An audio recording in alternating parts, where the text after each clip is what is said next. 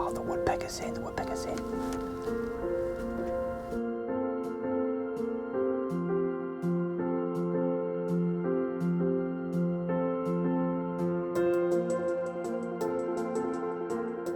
So hi to you all, and welcome back to the channel. This is my first very small in the field review of the Canon R3 and the RF 100-500. Now I had an idea today to go coastal and have a lovely day on the cliffs, diving peregrines, kestrels, all that sort of stuff, seabirds, and unfortunately the weather is hideous. So I've decided, got the camera in the back, just to head up to my hide really in the garden, and I've got the backpack on because it's so slippery and slidey. All the rain we've had, the bad weather. I mean, just listen to the wind overhead. So going to get into my shed, get some bird food, stock it up, and hopefully get in the hide, get the camera out, sit in there for a few hours and see what we can see. I was coming back from a dog walk today and there was a beautiful male brambling in the hawthorn tree, and other resident species are in as well. So I thought, well, I've been out with the camera for only a couple of hours, so I haven't really had a great deal of time with it, but I'm going to go into the hide. It's a bit dark around there, so we'll see what it's like in the low light, especially with the 100-500 f7.1 at the end there, which obviously isn't ideal for the bokeh. We're going to see what it can produce in that sort of low light, and yeah, just enjoy, get used to some of the functions. Not going all fancy, haven't got an external screen or anything today. I'm just going to use the flip out screen, do a bit of video, and just try a few little settings, a few of the focus settings that I've actually got so far, and just see where we are.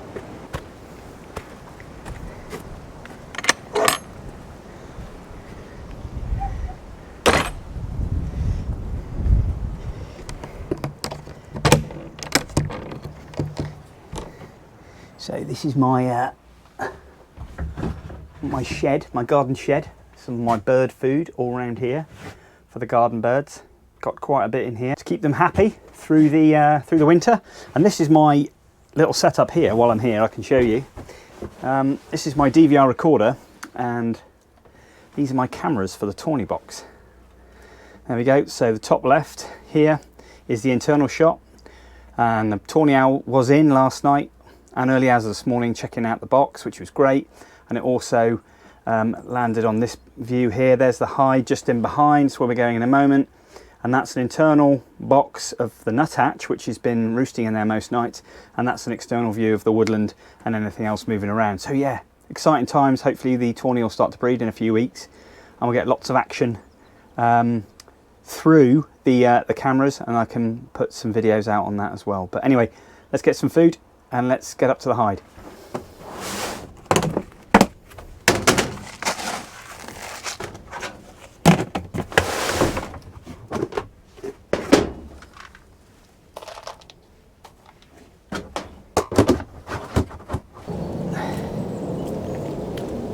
As you can see, the weather and the water on the ground, it's sodden. Got a lovely load of crocuses coming up here. Beautiful. But make our way up to the hide, get these birds fed. Ooh, it's rough today. And there's the Tawny box just up there, and all my cables. These are all armoured cables to stop the squirrels chewing through them. Expensive, but totally worth it. Right, here we go.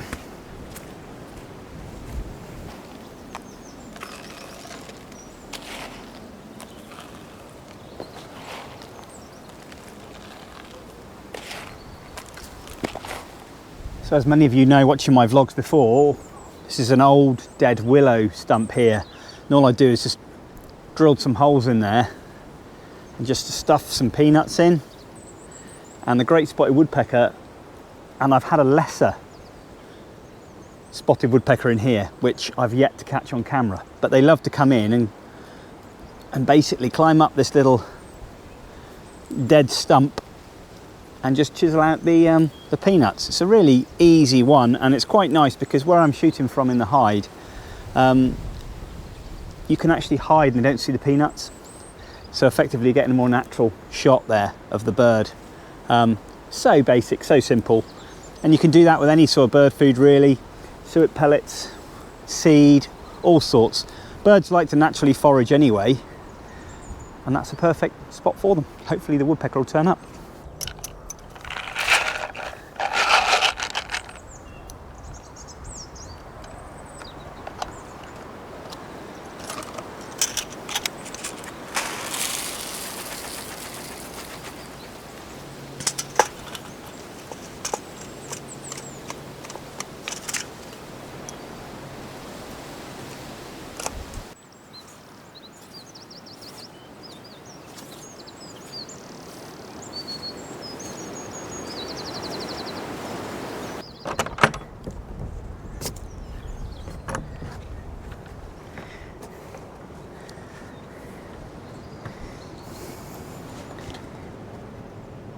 So guys, here we are in the hide.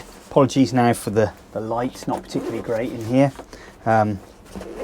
So today I've got my trusty beanbag, which has been with me for years. If you haven't got one of these, get one. They are absolutely superb, they really are. Just don't leave home without it. Yeah, really, really good solid base for your photography. Just sit that on there.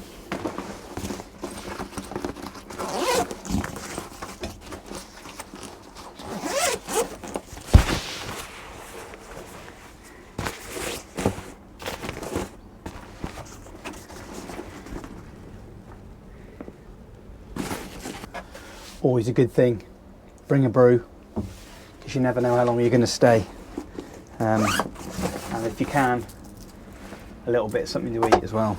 I mean, the house is only down there, but you know, if something decent turns up, you'll stay a little bit longer. At least you've got that brew there. Right, so camera, let's get this set up. So today, as I said, got the 1:5 and we've got the R3. Like I say folks, this is you know, a camera that I've only used for a pair of hours, if that. So, you know, it's all a bit of a new to me, but it's a beautiful, beautiful camera. Right, we've got birds in already, so best get to it.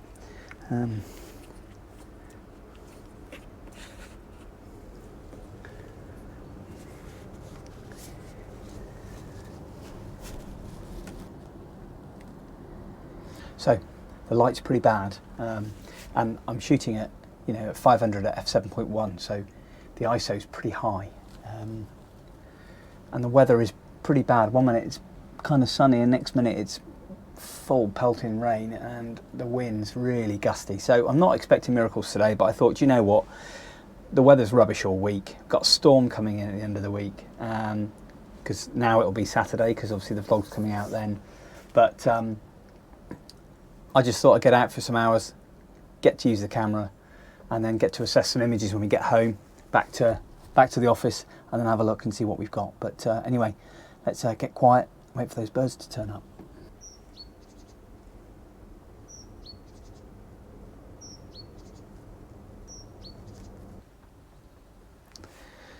So far we've just had a great spotted woodpecker come straight in on the nuts, on the dead stump. Unfortunately, a massive gust of wind came in and blew the door open and it flew straight away. Probably scared the crap out of it, so I expect that's not going to come back for a fair while yet. But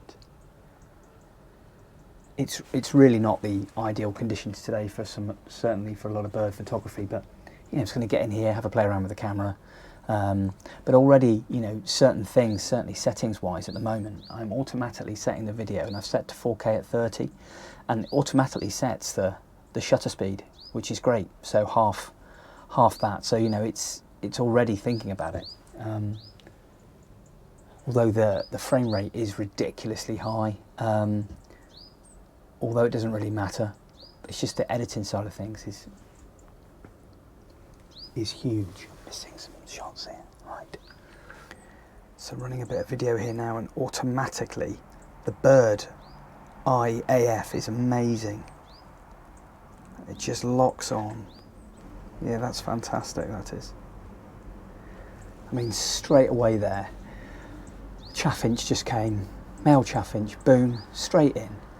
IAF, bang on the eye, happy days. Absolutely no problem whatsoever. Let's see if we can switch some stills, get some still shots here. So, I love how it switches the eye. So here we go.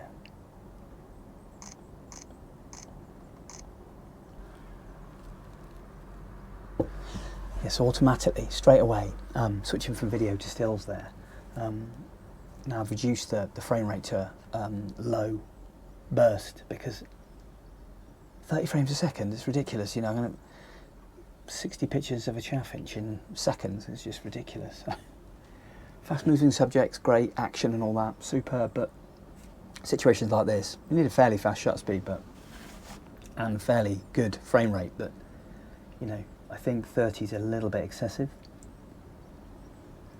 I'm being very careful as well because it's on the beanbag here, but I don't want it to fly forward and I'll drop it, you know, on camera. It's not a good place to be, but I love how it switches.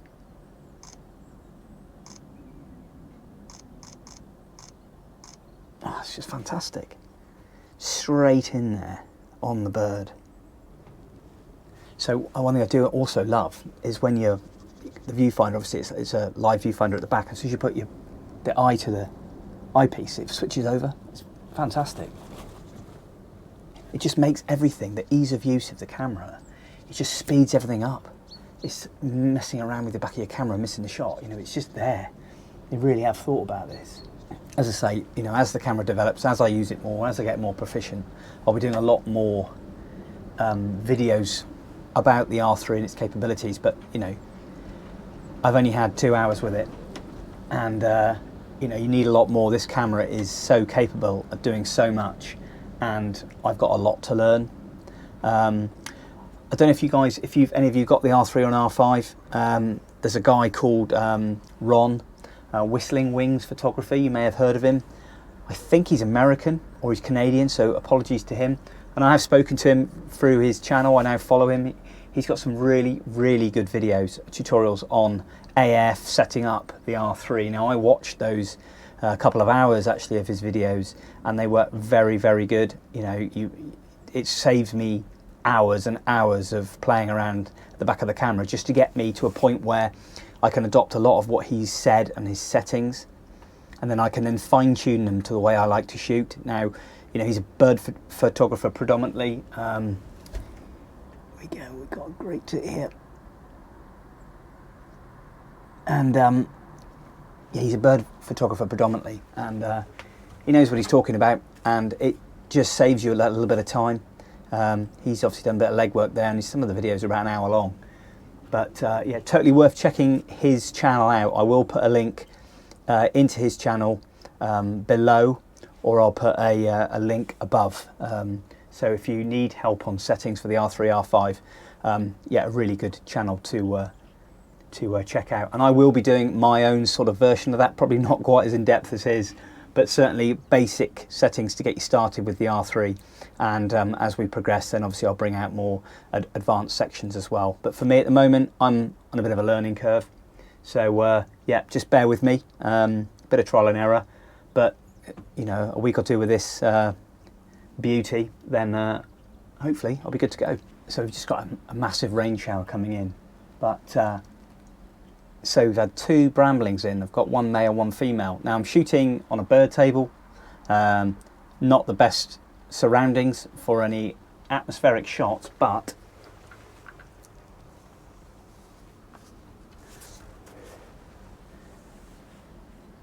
sorry, nice brambling just came in then to land.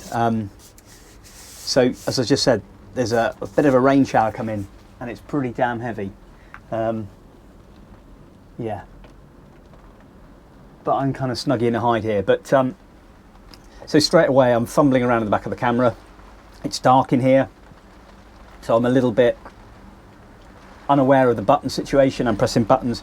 I've got 3 different focus modes set, 1 for eye tracking, 1 for zone, and for focus points within inside the zone. So I'm kind of fumbling all over the shot and wondering why it's not tracking the eye, you know, and I've not used eye focus yet. I've turned that off. I've actually calibrated my eye, and I have used it very briefly, but to be honest, that's something I'm going to move on to at a later stage if that works for me. But the minute the focus system here, point shoot within the circle, within the square, within the zone, just point it on there, autofocus, shutter away, because the shutter button is me to start and obviously take a picture, but not AF.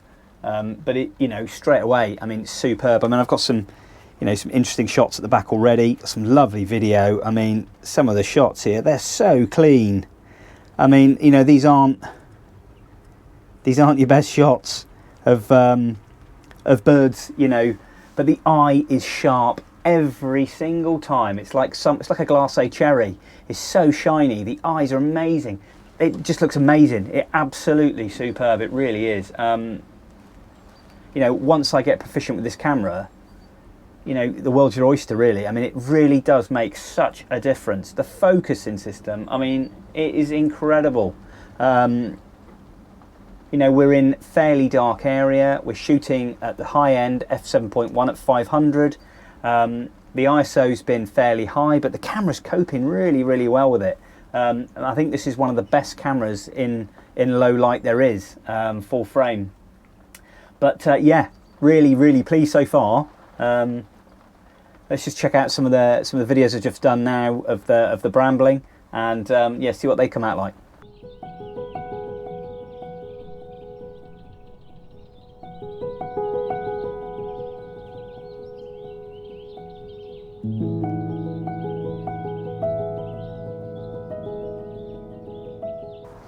So the woodpecker's just come in, and I had the lens inside to stop it getting wet, and it flew off again.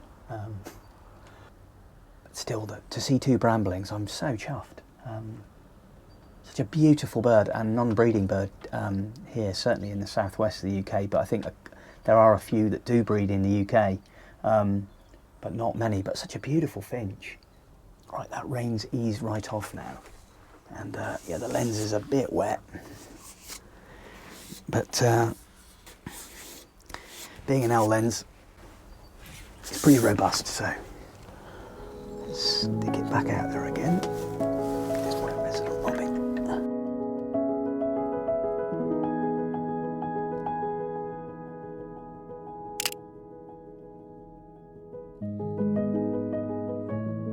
So guys, hugely impressed so far. I really am. I mean, I'm just speechless, really. And the lens, I'm so glad I got the lens at the same time. Like I said, I pushed that a little bit, to be honest, on the budget, but what the hell, you only live once, and I can pay it back later, or a little bit of it. But no, it's been, you know, it's such a great combo, and it's so lightweight, you know, it really is. I keep hearing this like thud through the body. I don't know if that's like image stabilization or the IBIS just switching off when the camera's gone redundant, I don't know, but it's a bit of an unnervy feeling. I keep thinking the lens is getting all wobbly or something, but I don't know if anybody else has experienced that with the R3 or the R5 maybe, but just getting used to a new system like this, for me, I feel like a beginner again, and I've been shooting with Canon for 35 years, so yeah, it's a bit unnerving, but I'll get there, and before you know it, I'll be shooting with it and do it with my eyes closed. But yeah, really, really impressed so far. You know, it's a big expense, really, and oh, the brambling's back in.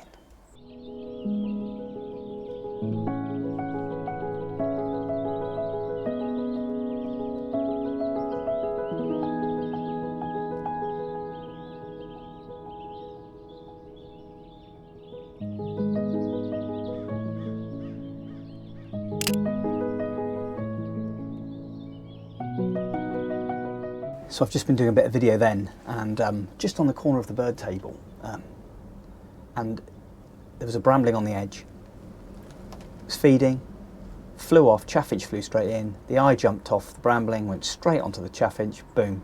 Absolutely no fuss whatsoever. That was just tremendous. I mean, it's just all over it. It's another level. Yeah, that was fantastic. I mean, that really was. You know, I can't wait to use this camera for fast-moving subjects. It's going to be incredible. Well, as you can see at the moment, it is absolutely hoofing it down. And I'm so lucky I'm tucked in here in the hide. Yeah, not a day to be out really. Oh, the woodpecker's in, the woodpecker's in.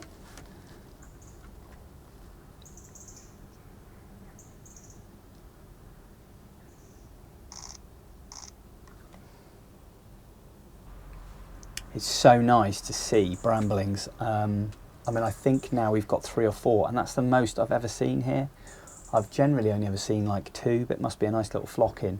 There's an awful lot of beech trees around here, and finches love beech. So today I've seen chaffinch, I've seen goldfinch, I've seen siskin, brambling. So, you know, and I've seen the bullfinch when I was just coming through the garden. So, you know, it's a bit finch-tastic today, but it's been lovely to see them. Just need to get the woodpecker. I've got a couple of shots, but I haven't got any video yet. It's one thing I have noticed today, guys, and with these mirrorless cameras, is that the battery drain is quicker. But at the moment, I've been in here for 2 hours, and I haven't even dropped on the battery performance whatsoever. Now, this is the first time I've used the battery that came with it, so it's going to be a pretty good battery to start off with. But I've got another 2 spares as well, which is great. So that's going to be a consideration. I've got power saving kind of partly set, so I can save a little bit of power. Screen goes a little bit dim, and then as soon as you put your finger on the button or look through the viewfinder, then the power comes back on. But I think that's a good thing to have, rather than that bright light all the time. And I think when I'm out for long stretches, say I'm in Scotland for the, you know, I'm out on the hills for the day with 3 batteries, if shooting's good, you could still put yourself in a situation where you might be a little bit unlucky. So I think for me, I've got a charging rig for solar units or the power banks for batteries. So I think that's a consideration for me. I'll have to take those with me and keep the batteries well and truly charged up, because that is probably one of the only downfalls really of these, because of the EVF, because of that constant live view. It will drain the battery so much quicker. But a small price to pay, really, considering what these things can do. I mean, and it's so nice not to have a noisy shutter. It really is. Now I've set mine, my shutter to bramblings just come in. Wow, that's such a beautiful bird.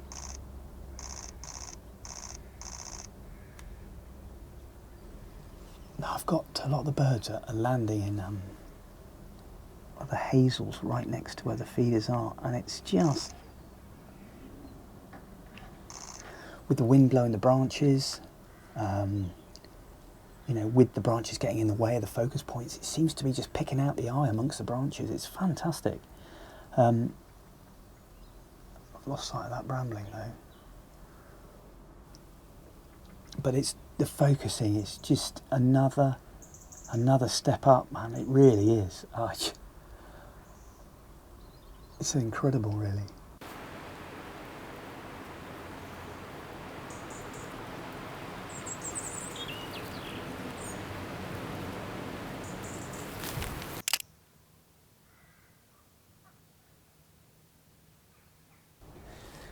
So I'm looking through a lot of the shots I've just taken, and on the back of the screen, just playback and zoomed in to 100%. And there's like hardly any soft out of focus shots. The increased hit rate on this camera is just tenfold. It really is. It just seems very little room for error there. I mean, I don't know what, these are static birds, some of them flying between branches and posts, but it's not like birds in flight and stuff like that, and a lot of fast action. But from what I've seen from today, from, you know, doing something like this in the garden, at a local pond, lake, whatever, trying out a new camera, trying out a new system, it's the perfect way to do it. And but it's, you know, it's fantastic. I know I've said it a lot, but I went from the, you know, from a 1D Mark IV Canon, and I went to 1DX, and that was a huge step forward. And it was so much more user-friendly. I went to the DX2, which really wasn't that much different, just better video. But coming from the DX series to this, I mean, speed, weight, usability, I mean, it's a new tool to learn, but I am absolutely blown away with its performance. I really am. You know, for 24 megapixels as well, it'll be interesting to see what the images look like when they get back on the computer. And you know, I think I probably will get a R5 as well, second hand, when the prices come down. When the R5 Mark II comes out, I know the C's out already, and I may be looking at getting one for a bit more fine detail. I don't know, depends if the prices do drop a little, but yeah, for the moment I'm more than happy with 24 million pixels. I think, you know, that's more than enough, and I've done well so far with a lot less than that. So yeah, fantastic.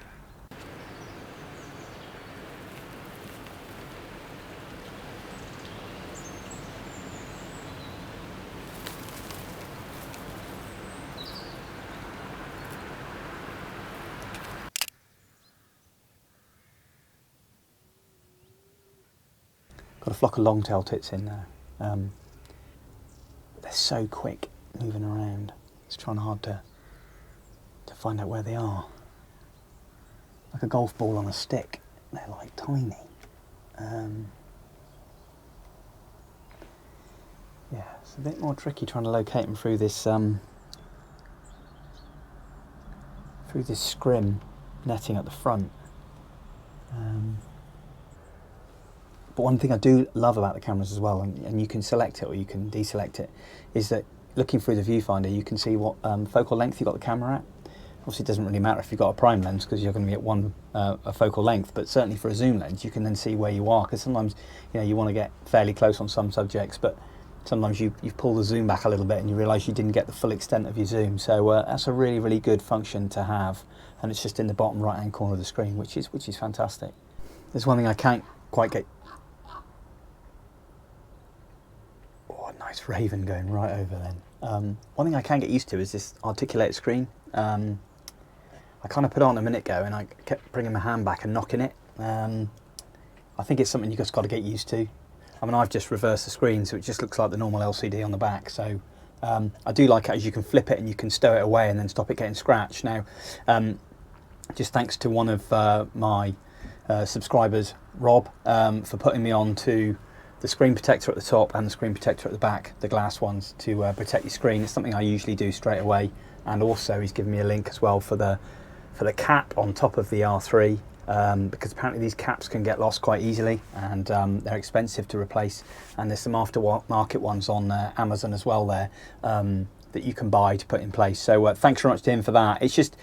It's great when you get feedback from people and people give you some hints and tips and stuff, like Ron, Whistling Wings, and lots of the people that have got R5, R3s, and it you know, loads and loads of tips and stuff like that, which is great, and that's what I love so much about the community. You know, it really is a good place to be, you know, because we don't know everything, and it's just great to pick up, you know, information and tips from other people. So yeah, thanks very much for that. It's a godsend, because, you know, one of those things that you do, you get a brand new camera, you get a massive scratch on the LCD screen by mistake, you know, and your heart melts. But yeah, happy days. So we're protected at the minute. Got a brambling coming in now, and you see it's constantly scanning its eye. Lovely.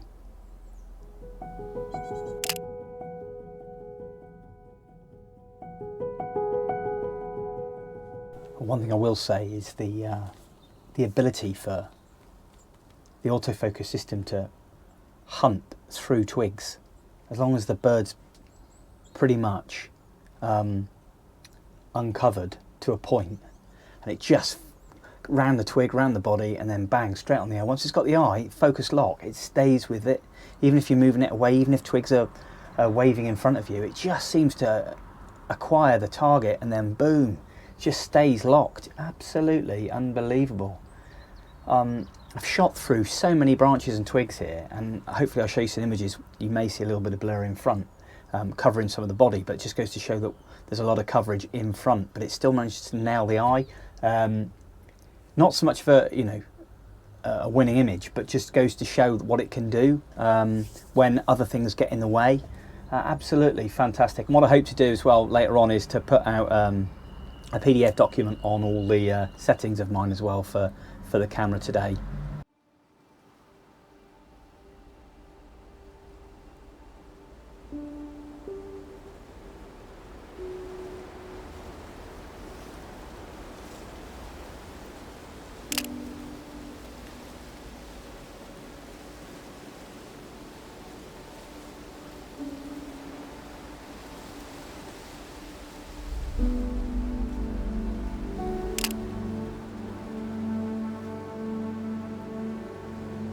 Well guys, that completes like 2 hours in the hide today, and to be honest, you know, I'm quite impressed. You know, haven't really used it that much. Set it up with the basics. I've got one there. I've got zone, so I've chosen a zone, and I've got the points within the zone, so it doesn't leave. So you track, circle in the middle, zone around the edge of the circle, all the focus points in the middle, move it around, and anything you've got inside that zone, it'll track and focus on. And if you select like IAF as well, that goes straight on the eye of the subject. So that's been really, really good today. I've also got the star button as well, which is the whole frame area, and that will just track the eye. So if you're moving anywhere outside the zone, that's just going to track the eye constantly. Another really good function. And I've done some basic video as well today in 4K 120, 4K 30 and 4K 60. Capabilities of the camera is 6K, but I mean, that's just a bit silly.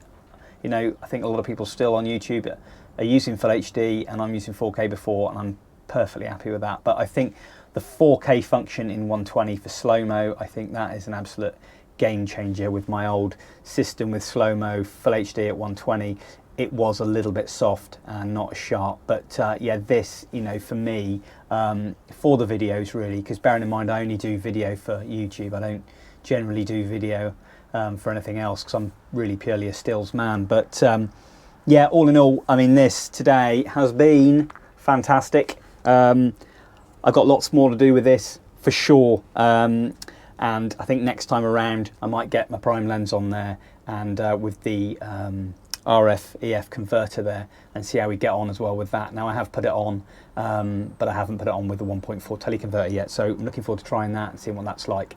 I have tried it with another an EF lens as well, and it doesn't really seem an awful lot of difference. Now this little function bit here, as I said into my initial open the box in, that is really, really good. I'm actually finding that really useful, just to change my zones as I'm looking through the viewfinder. So I shan't rabbit on too much more, but thanks guys for watching. It's not what I planned, but the weather is horrendous this week, and I wanted to get something out after having the camera for just over a week, just to show you guys how I'm getting on. But as always guys, thanks very much for watching, and I'll see you all next time.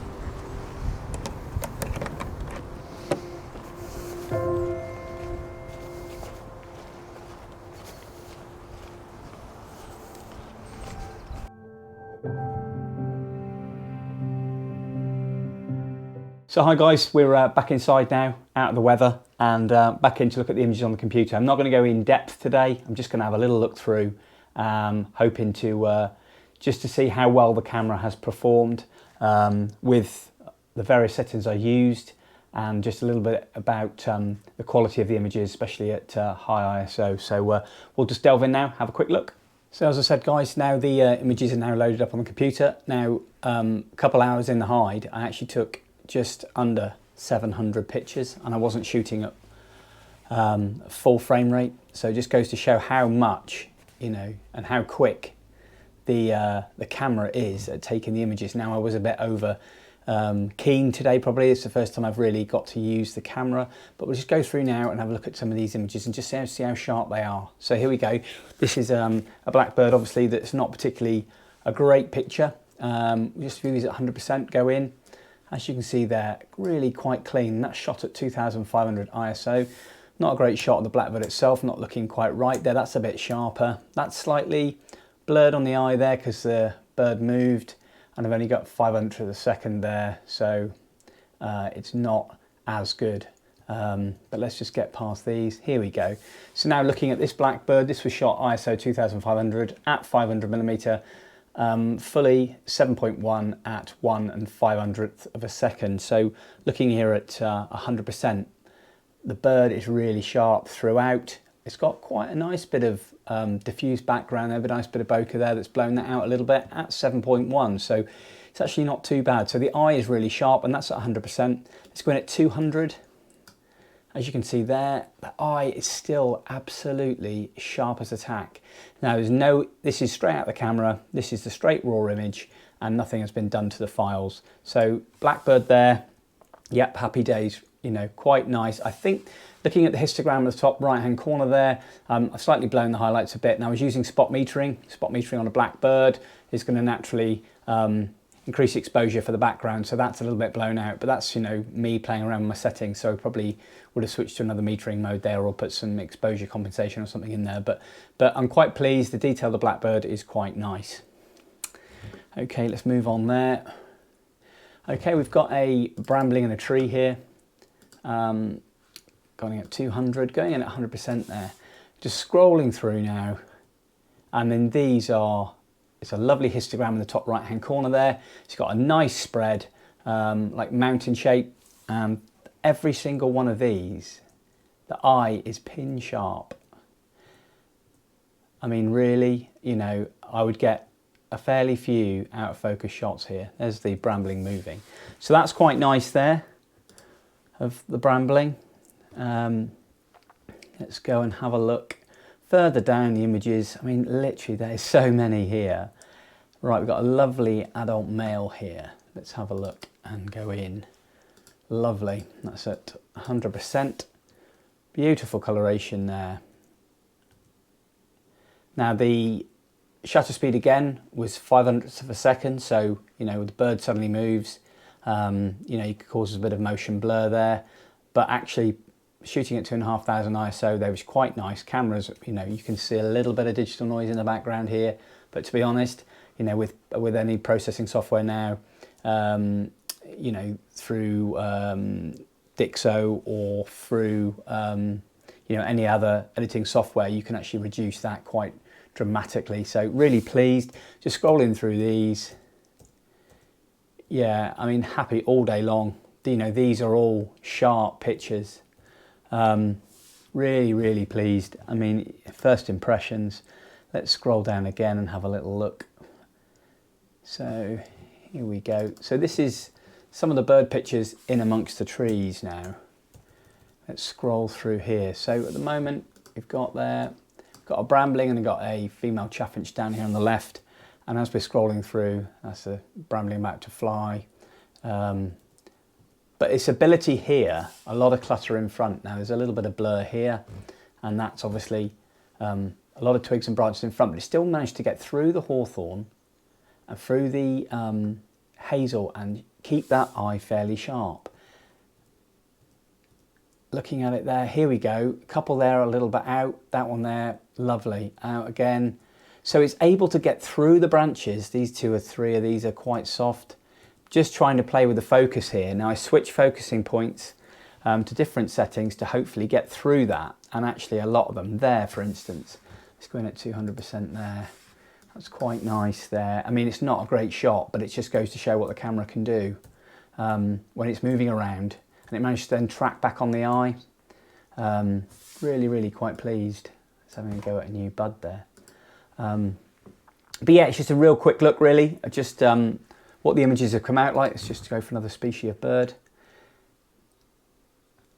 In fact, this is a lovely, lovely looking brambling here. Let's go again. Let's see if we can get a side-on shot. Let's go in at 100%, 200 that is, go at 200%. I mean, look at the detail in that. That is absolutely fantastic. And the eye is sharp throughout. You get a clear of obstructions like that, it's just pin sharp. It really is. I mean, you've got to be happy with that. I mean, that's lovely. I mean, going in at 200% there on the eye. Very, very pleasing image. You know, it really deals with that ISO really well. Again, 1/500th of a second there, ISO 3200 at 500mm. So, you know, really, really nice. I'm really, really pleased with that.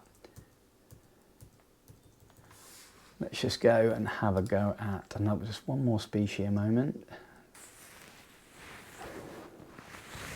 And here's a prime example there of Certainly looking at the histogram at the top right hand side there, I've blown the highlights completely because I was using spot metering there, and that's really gone and blown that back bird right out. But still, you know, that's just a bit of trial and error there. I wouldn't ordinarily use spot metering all the time. I usually stick to evaluated metering, but I decided to play around with the settings a bit and just to see where we are. But yeah, all in all, I mean, I'm really pleased. You know, I mean, I'd say 95% of my shots here are in focus. The eye is sharp. It found the eye every time. We've got a great tit here. Just going in on that great tit. I mean, the eye detail is fantastic. Here we go again. It's just lovely, you know, really, really nice. And the detail in the feathering is absolutely lovely throughout the bird. Really, really nice. It's such a sharp eye there. And that's at ISO 8000. And that looks really nice. So guys, that was just a real quick look through some of the images there, just to give you a bit of an idea. So I was shooting as high as sort of 10,000 ISO, and you know, the images were still really, really nice. Bearing in mind the dark day, and obviously the cover as well. You know, inside a forest, quite gloomy day, and it's still managing to pull these images and the detail together, and I'm really, really pleased with the focus system on there. I mean, I was playing between 3 different focus settings. Sometimes when I was looking at a bird through a particular aspect, through some branches, etc., I would change focus. One focus wouldn't lock on, and then I'd switch to another focus point, and another focus setting, and that would then nail it straight away. So it's just playing around with those settings, and I've put the three buttons at the top I've got for my 3 different focusing modes for 3 different situations. So just go show when you custom function the camera, you know, you really can pull it out the bag when you need to. But hope you enjoyed that, guys. That was just a real quick download from the computer and have a quick look. So I'll plug through these 700 images, and hopefully you'll see some of the images on the vlog. But yeah, thanks again, guys. All the best, and I'll see you next time.